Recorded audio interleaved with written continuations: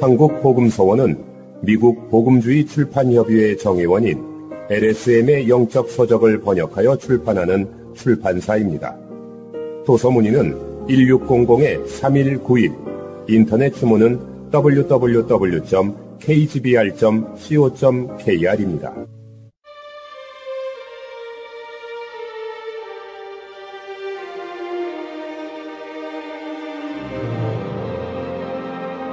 균형 잡힌 그리스도인.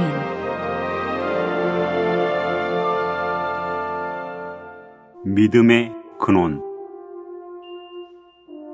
믿음은 근원이 있습니다. 믿음의 근원은 성도에게 있지 않고 하나님께 있습니다. 만약 믿음의 근원이 성도에게 있다면 이 믿음은 얼마나 연약하겠습니까? 그리고 또 누가 능히 믿음을 가질 수 있겠습니까? 하나님의 많은 자녀들이 그들에게 큰 믿음이 없는 것에 대해 깊이 탄식합니다. 어떤 사람은 큰 믿음이 없을 뿐 아니라 작은 믿음조차도 없습니다. 우리는 우리에게 믿음이 없다는 것을 자주 시인합니다. 우리는 더 큰 믿음을 통해 하나님을 신뢰할 수 있고 그분께서 우리를 위하여 매일 기적을 이루실 수 있기를 원합니다. 우리는 모든 것을 하나님의 손에 맡기고 안식과 평온함을 갖게 하는 실제적인 믿음을 원합니다. 만약 우리에게 더 큰 믿음이 있다면 모든 것이 좋아질 텐데 이것이 우리가 원하는 것입니다. 만약 우리에게 아무개 형제와 같은 믿음이 있다면 얼마나 좋을까? 이것이 우리가 부러워하는 것입니다. 우리는 항상 주님께 우리의 믿음을 더하여 달라고 구하지 않습니까? 그런데 왜 우리는 아직 얻지 못합니까? 믿음은 한 무리의 특별한 성도에게만 있는 것입니까? 정말 우리에게 더 큰 믿음을 얻을 방법이 없습니까? 물론 주님에게는 방법이 있습니다. 그러나 오직 얻기를 원하는 자만이 그것을 얻을 수 있습니다. 지금 성도들은 더 큰 믿음을 달라고 부르짖고 있습니다. 그러나 더 큰 믿음은 어디에서 옵니까? 성도들은 자신 안에서 더 큰 믿음을 갖기를 열망합니다. 그러나 여기에 오류가 있지 않습니까? 그렇습니다. 성도들의 오류는 그들이 자신 안에서 더 큰 믿음을 얻으려는 데 있습니다. 잘못된 근원에서 믿음을 구하기 때문에 얻을 수 없는 것이 당연합니다. 우리는 항상 나는 믿음이 있는가? 이 일에 대해 나는 하나님을 신뢰할 수 있는가? 나의 믿음은 충분한가? 라고 자문합니다. 이런 문제의 대답은 항상 없다 또는 나는 할 수 없다 입니다. 이것은 얼마나 슬픈 일입니까? 사실 우리는 이러한 질문을 하지 말아야 합니다. 우리 자신은 믿음의 근원이 아니기 때문에 우리는 자신에게 더 큰 믿음이 있기를 바랄 수 없습니다.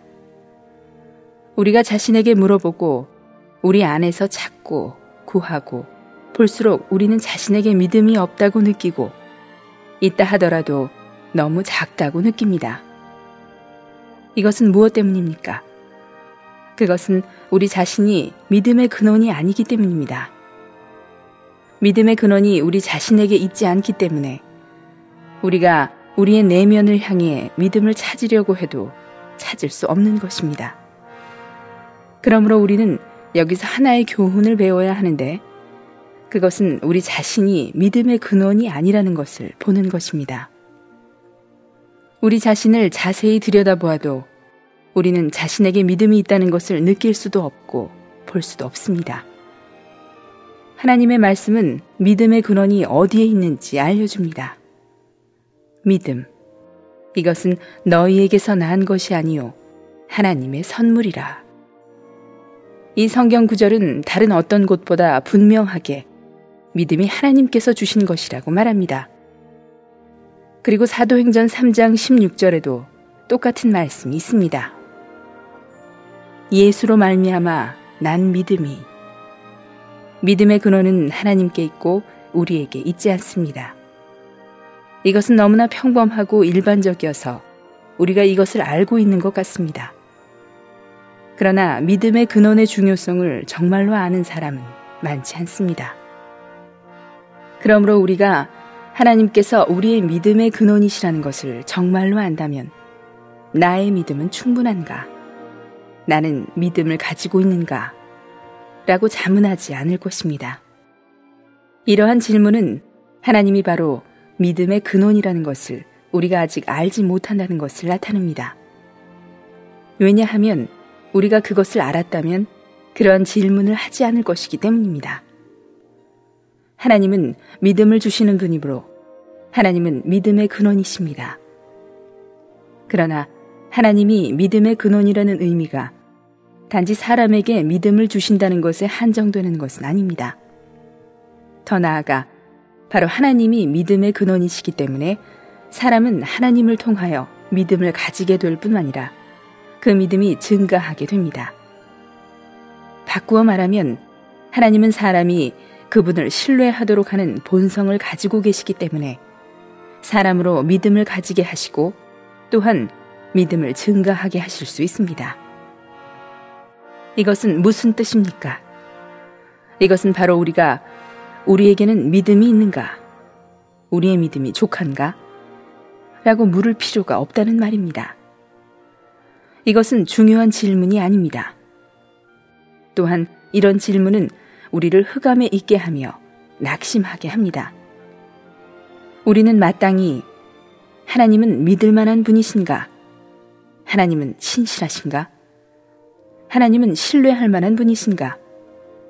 하나님은 약속을 지키시는가? 하나님의 능력과 사랑은 확실한가? 라고 물어야 합니다. 우리는 늘 자신을 주의하기 때문에 자신에게서 믿음을 찾습니다. 그러나 자신에게서 믿음을 찾으면 찾을수록 우리의 믿음이 어디에 있는지 찾을 수 없게 됩니다. 만약 우리가 하나님을 주의한다면 우리는 믿음이 자연스럽게 생기는 것을 볼 것입니다. 우리 자신은 믿음의 발원지가 아닙니다. 그러므로 당연히 우리가 자신을 들여다볼 때 믿음을 찾을 수 없는 것입니다. 믿음의 발원지는 하나님이십니다. 그러므로 우리가 하나님을 바라보고 하나님을 주의하고 하나님을 묵상할수록 우리의 믿음이 더욱더 커지게 됩니다. 이 진리의 이해를 돕기 위하여 하나의 예를 들겠습니다. 한 번은 몇 명의 형제들이 와서 나와 믿음의 문제를 이야기했습니다. 그들은 그들의 믿음이 너무 작다고 느꼈습니다. 그러나 나는 그들에게 사실 그들의 믿음이 작은 것이 아니라 그들의 하나님이 너무 작은 것이라고 말하였습니다. 만약 그들이 더 큰 믿음을 얻기 원한다면 그들은 마땅히 더 큰 하나님을 얻어야 합니다. 그날 나는 그들에게 믿음은 바로 우리 자신이나 우리의 일을 누군가에게 맡기는 것이라고 말해 주었습니다. 우리가 하나님을 믿는다는 것은 바로 우리 자신과 우리의 일을 하나님께 맡기고 하나님께서 우리를 위해 모든 것을 성취하실 것을 신뢰한다는 뜻입니다. 나는 그들에게 이렇게 물었습니다. 여러분의 일을 누군가에게 맡길 때 나는 이 사람을 신뢰하는가? 나의 믿음은 그를 신뢰하기에 충분한가? 라고 자문합니까? 아마 우리는 그러한 질문을 한 번도 하지 않았을 것입니다. 오히려 우리는 그는 신뢰할 만한가? 라고 질문하지 나는 그에 대한 믿음을 가지고 있는가? 라고 질문하지 않습니다. 여러분이 상점 주인이고 한 지배인을 고용하여 그에게 모든 업무를 맡겼다고 합시다. 당신이 그를 고용할 때 당신은 나는 그를 믿는가? 나의 믿음은 너무 작지 않은가? 나는 마땅히 그에 대한 나의 믿음을 증가시켜야 되지 않는가? 라고 자문하지 않고 다만 그는 믿을 만한가? 그는 정직한가? 그는 성실한가? 그는 신뢰할 만한가? 라고 자문할 것입니다. 만약 그가 성실하고 믿을 만하다면 당신은 자연스럽게 상점 전반의 업무를 그의 손에 맡길 것입니다. 당신은 자신에게 믿음이 있는지 또는 당신의 믿음이 크고 충분한지 등의 질문을 할 필요가 없습니다. 하나님을 믿는 것도 이와 같습니다. 우리는 나는 믿음이 있는가? 나의 믿음은 크고 충분한가? 나의 믿음은 얼마나 더 증가해야 하는가? 라고 물을 필요가 없습니다. 우리는 단지 하나님은 정직하신가? 하나님은 신실하신가? 하나님은 믿을만하신가? 하나님은 약속을 하신 후에 후회하는 분은 아닐까? 라고 물어야 합니다. 만약 하나님께서 정직하시고 신실하시고 믿을만한 분이시며 약속을 하신 후에 후회하지 않으신다면 우리는 자신에게 믿음이 있는가를 찾고 조사할 필요가 없습니다. 여러분은 자연스럽게 자신과 자신의 일을 하나님의 손에 맡기게 될 것입니다. 이것이 믿음입니다. 믿음은 우리 자신에게서 산출된 것이 아닙니다. 믿음은 상대방이 정직하고 견고하고 믿을만하고 신뢰할 만하다는 사실에서 비롯되는 것입니다. 그러므로 우리에게 부족한 것은 더 큰 믿음이 아니라 더 큰 하나님입니다. 지금 우리는 우리의 믿음이 너무 작다고 핑계를 대고 자신과 자신의 일을 하나님의 손에 담대히 맡기려고 하지 않습니다.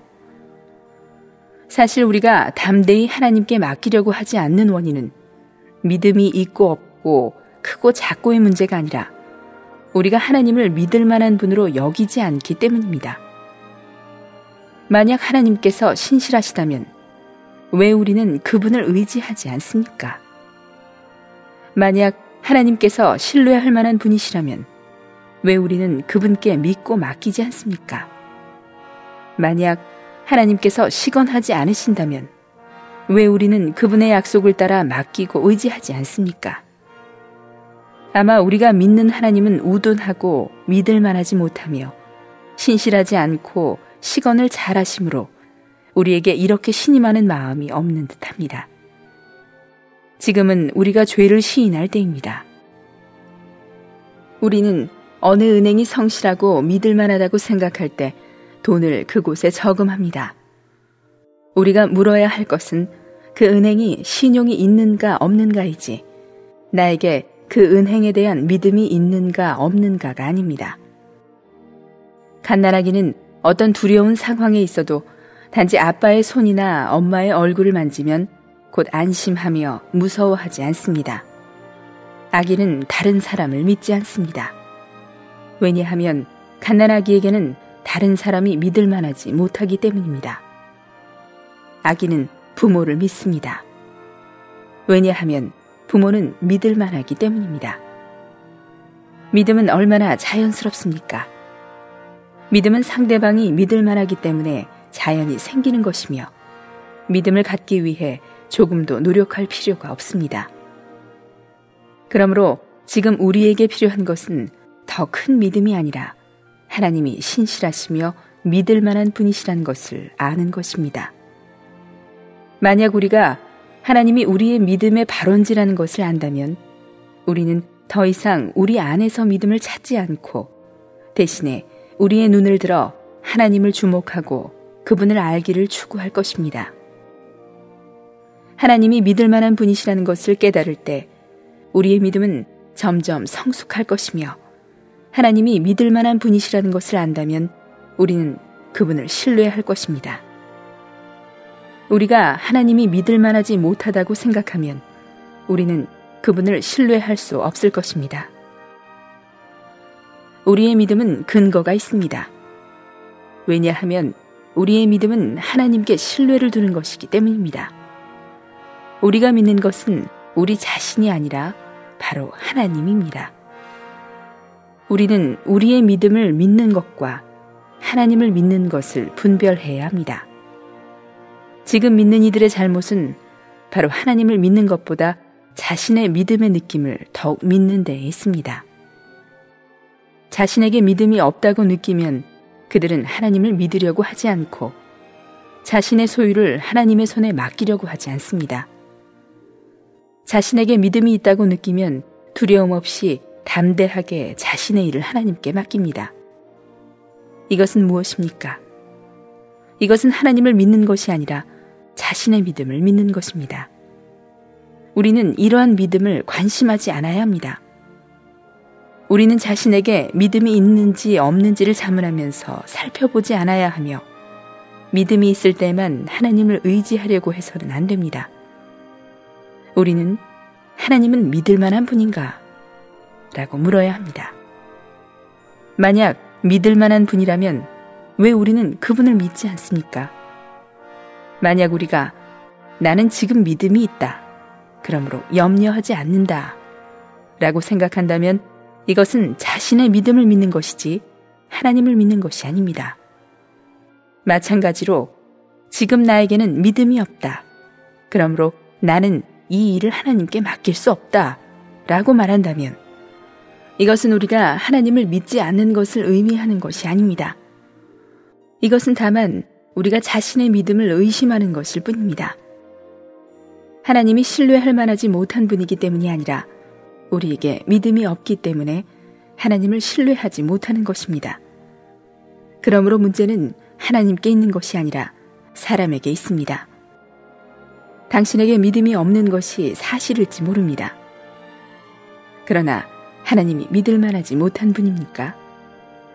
하나님이 믿을 만한 분이라면 당신은 왜 그분을 믿지 않습니까? 당신이 관심해야 하는 것은 하나님이지 당신 자신이 아닙니다. 하나님이 믿을 만한 분이라면 당신은 자연히 그분을 믿게 됩니다. 그렇지 않다면 당신에게 믿음이 있다고 해도 소용이 없습니다. 그러므로 당신은 자신의 믿음을 신뢰하지 마십시오. 또한 당신의 믿음은 신뢰할 만하지 못합니다. 하나님을 믿으십시오. 내가 믿는 자를 내가 알고 또한 내가 의탁한 것을 그날까지 그가 능히 지키실 줄을 확신함이라. 성경은 하나님이 우리의 믿음의 근원이라는 것을 우리에게 알려줄 뿐 아니라 하나님의 말씀이 우리의 믿음의 근원이라고 알려줍니다. 그러므로 믿음은 들음에서 나며 들음은 그리스도의 말씀으로 말미암았느니라. 왜 앞에는 하나님이 우리 믿음의 근원이라고 말하고 이제는 하나님의 말씀이 믿음의 근원이라고 말합니까? 여기에서 우리는 하나님의 말씀의 놀라운 점을 봅니다. 우리는 어떻게 하나님을 합니까? 그분께서 하신 말씀을 통해서입니다. 하나님께서 하신 말씀이 그분의 뜻을 나타냅니다.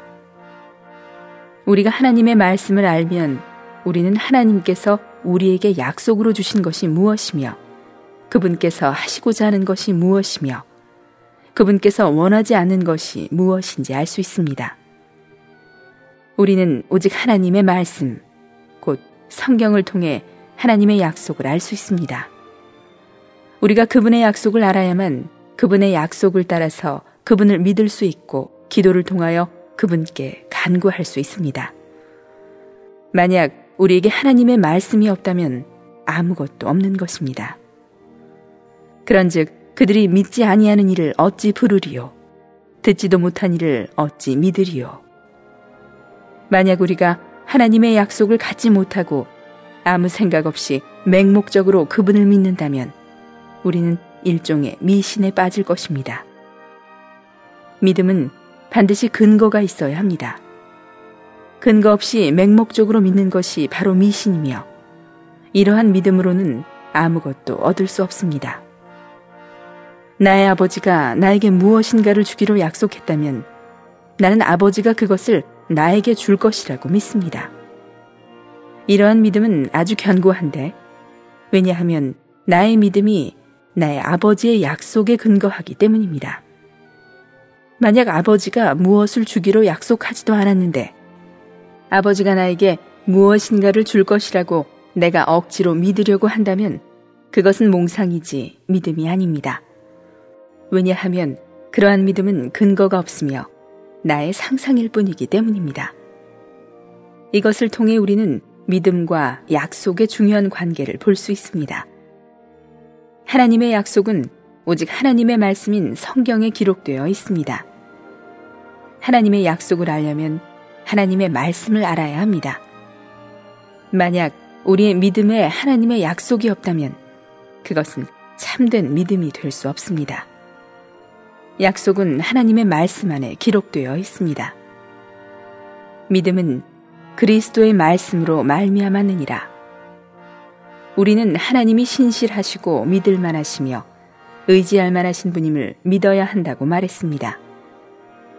또한 우리가 이러한 하나님을 인식하면 우리에게 자연스럽게 믿음이 생길 것이라고 말했습니다. 그러나 이것도 하나님의 약속인 그분의 말씀과 관계가 있습니다.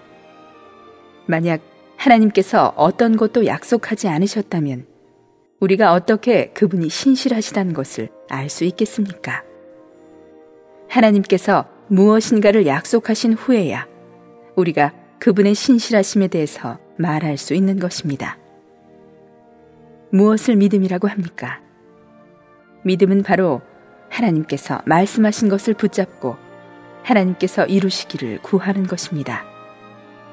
믿음은 하나님께서 말씀하신 것을 반드시 실행하실 것이라고 믿는 것입니다. 믿음은 하나님이 신실하신 분이며 그분께서 말씀하신 것을 이루실 것을 믿는 것입니다. 여기에서 믿음의 크고 작음은 문제가 되지 않습니다. 문제는 하나님께서 무언가를 약속하신 후에 거짓말을 하시고 변하시는 분인가 아닌가에 있습니다. 우리는 오직 우리가 하나님이 정직하시고 신실하시다고 믿고 있는지 그렇지 않은지를 질문해야 합니다. 이것은 우리의 믿음의 크고 작음과 관계가 없습니다. 우리는 하나님께서 우리를 사랑하시는 것을 압니다. 그러므로 우리는 그분께서 우리를 위하시는 것을 의심하지 말아야 합니다. 성경은 적어도 그분의 약속에 대한 두 방면을 보여줍니다. 약속하신 그것을 또한 능히 이루실 줄을 확신하였으니 하나님은 능력이 있으시며 그분의 능력은 그분의 약속을 이룹니다.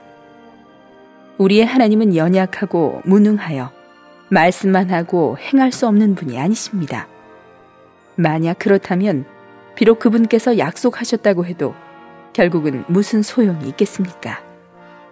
그분의 모든 약속은 공허한 말뿐일 것입니다.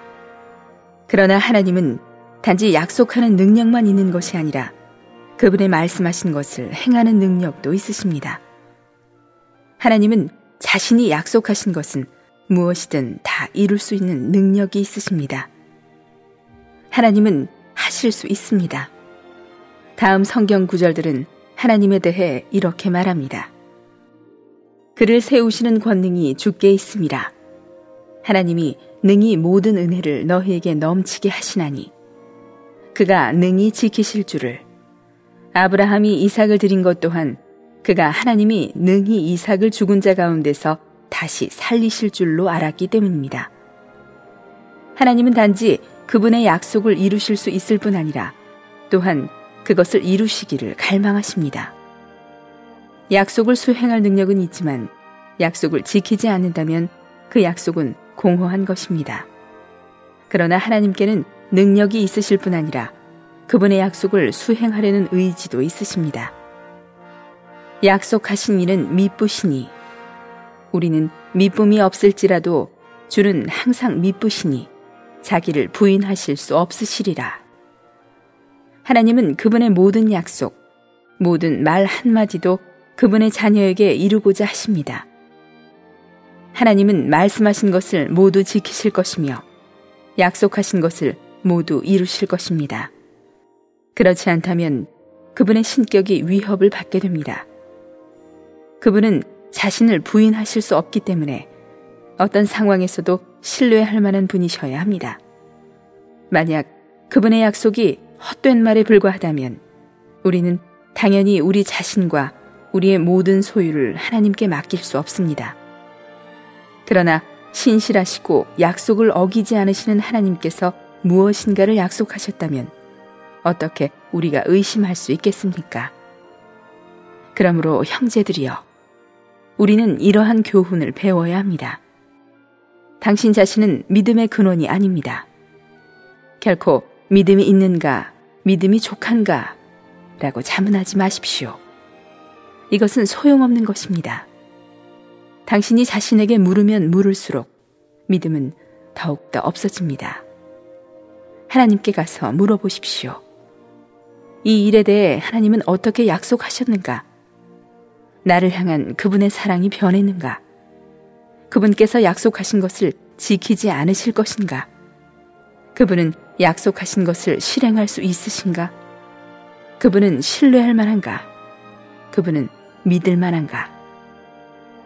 당신이 이러한 하나님에 대하여 더 많이 생각할 때 믿음은 당신이 만들어낼 필요가 없고 자연스럽게 생길 것입니다. 자신은 믿을 만하지 못하며 자신의 믿음 또한 믿을 만하지 못하고 오직 하나님만이 믿을 만한 분임을 기억하십시오.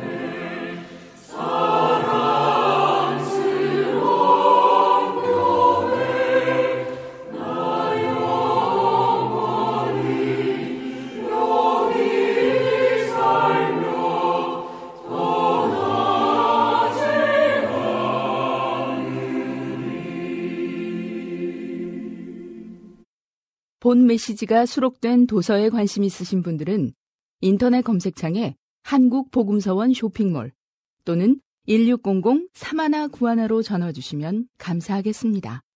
리디북스에서 전자책으로도 구입이 가능합니다.